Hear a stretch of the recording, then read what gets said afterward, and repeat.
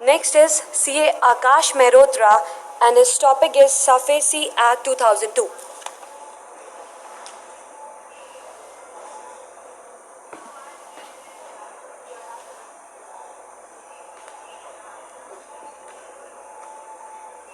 Good afternoon everyone.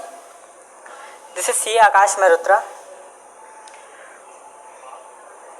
आज का हमारा टॉपिक है SARFAESI act, which is securitisation and reconstruction of financial asset and enforcement of security act 2002. जैसे ये act का नाम है, ये बहुत बड़ा नाम है. मतलब जब हम इसको CA इंटर में पढ़ते थे तो कहते थे कि बहुत भयानक एक्ट लगता है देखने में, कि ये इतना बड़ा सा नाम है, ये कैसे याद होगा और एक्ट अंदर कितना भयानक होगा. लेकिन पढ़ने के बाद इसको लगा कि ये act one of the easiest act है. सबसे पहले इस एक्ट को कुछ हम पार्ट्स में तोड़ लेंगे, जैसे कि सा को अलग कर लेंगे, रफा को अलग कर लेंगे और ESI को अलग अलग करेंगे. सबसे पहले समझते हैं रफा का क्या मतलब होता है. Reconstruction of financial assets. For example, जैसे मान लीजिए अगर हमें कोई लोन चाहिए, हमने बैंक मैनेजर को कॉल लगाया, हमने कहा सर मुझे कुछ लोन चाहिए, बस 2 करोड़ का लोन चाहिए. तो बैंक मैनेजर ने ये कहा कि सर हम आपको लोन नहीं दे पाएंगे. तो मैंने कहा क्यों सर? उन्होंने बोला सर हम नहीं दे पाएंगे आपको, अभी आप छोटे से हैं, पता नहीं क्या करेंगे पैसे का हमारे लिए जाके. तो हमने उनसे ये कहा कि सर हमारे पास एक 5 करोड़ की प्रॉपर्टी है, हम इसको मॉर्गेज करना चाहते हैं और हम लोन लेना चाहते हैं इसके ऊपर. तो उन्होंने कहा सर आइए बैठिए, चाय पीजिए, हम आपको ये लोन देंगे 5 करोड़ का, 2 करोड़ का, क्योंकि हम 5 करोड़ की प्रॉपर्टी एक लगा रहे हैं. ठीक है, मैंने ले लिया. लेकिन मेरी किस्मत बहुत ख़राब थी. जैसे ही मैंने लोन लिया तो कोविड आ गया. ड्यूरिंग द कोविड प्रैक्टिस में क्लाइंट्स फीस नहीं दे रहे थे, हम इसको लोन को रीपे नहीं कर पाए, किसी कारणवश हम इसको नहीं दे पाए पैसे को, तो ये लोन हमारा बैड हो गया. तो बैंक ने ये कहा कि ठीक है सर आपका लोन बैड हो गया है, इट्स ओके, हम इसको कुछ समय के लिए जो है रीशेड्यूल कर देते हैं. रीशेड्यूल इन द सेंस कि हम कुछ समय के लिए इसका टेन्योर जो है वो बढ़ा देते हैं. ज़्यादातर कोविड में ऐसा ही हुआ, बहुत सारे लोग पैसा नहीं दे पाए, ऑलमोस्ट ज़्यादातर लोग पैसा नहीं दे पाए. तो जिन लोगों ने पैसा अपना नहीं दिया, उनका बैंक्स ने ये आइडिया निकाला कि इस लोन को रीशेड्यूल कर दिया जाए कुछ समय के लिए, कुछ पीरियड ऑफ टाइम को बढ़ा दिया जाए, कुछ EMIs को कम कर दिया जाए, जिससे कुछ समय के बाद ये सभी लोग लोन को रीपे करें. तो यही हुआ. मैनेजर सर का कॉल आया, सर आपने लोन लिया था पैसा नहीं दिया. तो मैंने बोला सर है ही नहीं पैसे देने के लिए, मैं कहाँ से दूँ पैसे, बताइए. पैसे हैं नहीं, उल्टा आप अगर हमें चाहें तो दे दीजिए, क्योंकि अभी हमारे पास भी बहुत सारी क्राइसिस है. तो मैं बोला ठीक है सर हम आपको कुछ समय के लिए इसको रीशेड्यूल कर देंगे. तो ये जो प्रोसेस है रीशेड्यूल करने का, this is called as reconstruction of financial assets. उन्होंने इस लोन को रीशेड्यूल कर दिया, कुछ समय के लिए कुछ टाइम पीरियड दे दिया कि इस दौरान आप मॉरेटोरियम पीरियड है, आप कुछ पैसा मत पे करिए, आप कुछ समय बाद इस पैसे को रीपे कर दीजिएगा. दूसरी बात करते हैं ESI की, इन्फोर्समेंट ऑफ सिक्योरिटी इंटरेस्ट. मान लीजिए 6 महीना साल भर बीत गए, हम फिर भी इस पैसे को नहीं दे पाए. हमने कहा हम नहीं देंगे सर. 2 साल बीत गए, 3 साल बीत गए, हमने कहा सर अब 2 करोड़ रुपए जो लिए थे अब वो मेरे हुए, जाइए जो करना है आपको कर लीजिए, मैं नहीं देता पैसा आपको. तो मैनेजर ने बोला अच्छा ठीक है आप पैसा नहीं देंगे, अब आपकी होगी ऐसी की तैसी. तो ये जो ऐसी की तैसी शब्द है, that is from ESI, enforcement of security interest. Manager ने ये डिसाइड किया, बैंक ने ये डिसाइड किया कि ठीक है ये पैसा बिल्कुल डिफॉल्टर है, ये पैसा नहीं देना चाहते हैं, इनके पास है देने के लिए लेकिन ये नहीं दे रहे हैं. तो हम इनकी प्रॉपर्टी को क्या करते हैं, ऑक्शन कर लेते हैं, नीलामी कर लेते हैं इनकी प्रॉपर्टी की, और जो पैसा उससे आएगा हम उसको लोन में एडजस्ट कर लेंगे. तो ये जो इन्फोर्समेंट ऑफ सिक्योरिटी, बैंक जाएगी ऑक्शन में, नीलामी होगी, बहुत सारे बायर्स आएंगे, बिड लगेगी, जिसकी हायर बिड होगी उसकी प्रॉपर्टी बेच दी जाएगी और बैंक को अपना पैसा रिकवर हो जाएगा. That is ESI. तो सबसे पहले हम लोगों ने पढ़ा रफा, रिकंस्ट्रक्शन ऑफ फाइनेंशियल एसेट, दूसरा हुआ इन्फोर्समेंट ऑफ सिक्योरिटी इंटरेस्ट. अब हम चलते हैं साफर, सा रफा एंड ESI. अब हम चलते हैं साफर. सा इज सिक्योरिटाइजेशन. यहाँ से एक जन्म हुआ एक कंपनी का कॉल्ड एज आरसेल.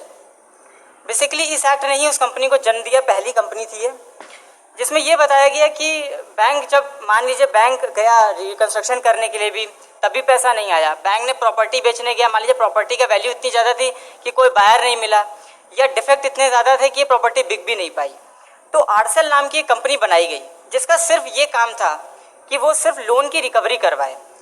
क्योंकि बैंक का जो मेन काम है वो काम है फंडिंग प्रोवाइड करना. मतलब हम चाहते हैं, बैंक का सिर्फ काम है कि वो पैसा दे, लोगों से पैसा ले, डिपॉजिट्स ले और लोन को दे.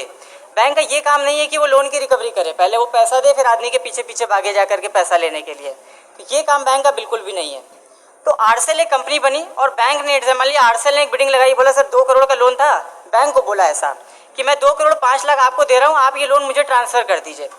आरसेल जब भी कभी ऐसे लोन्स को लेता है तो बल्क में लेता है। फॉर एग्जांपल 500 करोड़ का फंडिंग थी, उसको बड़े सस्ते रेट में, मान लिया 200 करोड़ में ले लिया। उस 500 करोड़ की चीज़ को बल्क सारे लोन्स 200 करोड़ में ले लिया। मान लीजिए कुछ लोन से कुछ रिकवरी आएगी, कुछ से नहीं आएगी। इसका काम सिर्फ इतना है कि ये बैंक से लोन को ले लेता है, टेक ओवर कर लेता है और खुद इसकी रिकवरी करता है। That is called SARFAESI act, that is called securitisation. Bank के पास ये 3 मेजर के अलावा कुछ मेजर्स और भी होते हैं अपने पैसे को रिकवरी करने के लिए। बैंक को अल्टीमेटली मतलब होता है कि भाई मैंने जो पैसा दिया मुझे पैसे मेरे समय से मिल जाए, चाहे मुझे वो बोरोवर दे, चाहे मुझे वो प्रॉपर्टी बेच के मिले और चाहे आरसेल जैसी कोई कंपनी दे जिसको हम लोन दे दें, उसके बाद वो जाने उसका काम जाने, बैंक को इससे कोई मतलब नहीं है।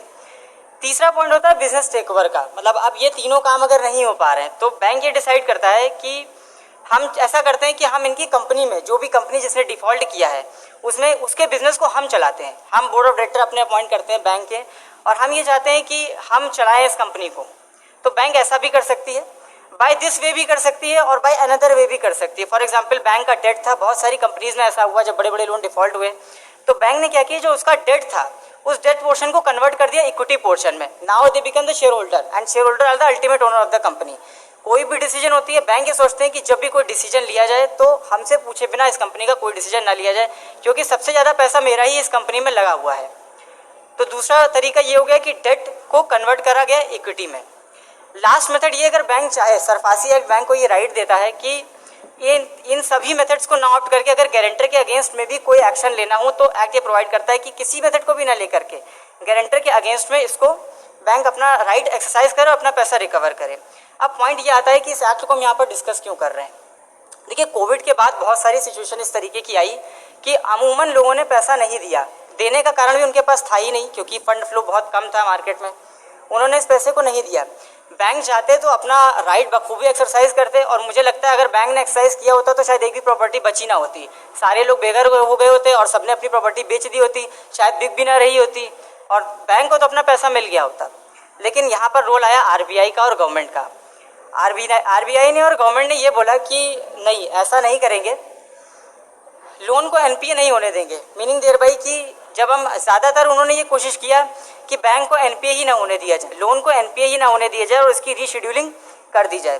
तो यहाँ पर आरबीआई ने डायरेक्टिव इशू किया बैंक्स को कि भाई आप कोई भी अपना जो राइट है आपके पास, माना कि लॉ ने दिया हुआ लीगल राइट है, लेकिन आप इस राइट को एक्सरसाइज नहीं करेंगे, क्योंकि अगर कर दिया तो फिर हर आदमी बेघर हो जाएगा और आपका तो लोन वैसे भी मिलना ही है। आज नहीं मिलेगा तो साल भर बाद मिलेगा।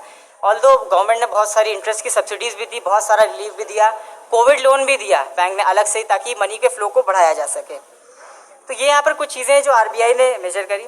कुछ चीज़ों पर ये एक्ट नहीं लगाया जाता है। प्रॉब्लम ये है यहाँ पर कि मान लीजिए अगर जो 5 करोड़ की मेरी प्रॉपर्टी थी वो एग्रीकल्चर लैंड थी, इंडिया में ज़्यादातर लैंड्स एग्रीकल्चर लैंड है, तो क्या ऐसा पॉसिबल है कि अगर किसी किसान ने अपनी लैंड को मॉर्गेज कर दिया और बैंक चाहे तो उसका सरफासी एक्ट में जाकर के उसको इन्फोर्स करा ले? राइट, ऐसा पॉसिबल नहीं है आज की तारीख में, क्योंकि एक्ट ने ये बोला कि एग्रीकल्चर लैंड जो भी होगी उसके अगेंस्ट में सरफासी को इन्फोर्स नहीं किया जा सकता। कोई और माध्यम से चले जाइए आप अपना, अगर आपको अपना लोन रिकवर करना है, लेकिन इस एक्ट में नहीं कर सकते। लास्ट थिंग इज कि अगर आपका लोन 1 लाख से कम का है तो भी इस एक्ट में नहीं इन्फोर्स कर सकते, और अगर आपका जो आउटस्टैंडिंग है वो टोटल लिमिट से 20% से कम बची है तो भी इसको, इस एक्ट में हम रिकवरी नहीं कर सकते। दूसरी चीज़ ये कि अगर इस एक्ट में कोई भी प्रोसीडिंग्स चल रही है तो किसी अदर एक्ट में किसी भी प्रकार की कोई भी प्रोसीडिंग्स को नहीं चलाया जा सकता, क्योंकि ओवर राइडिंग है। Now is standing anything contain two any other act, इस एक्ट ने जो बोला बस वही माना जाएगा।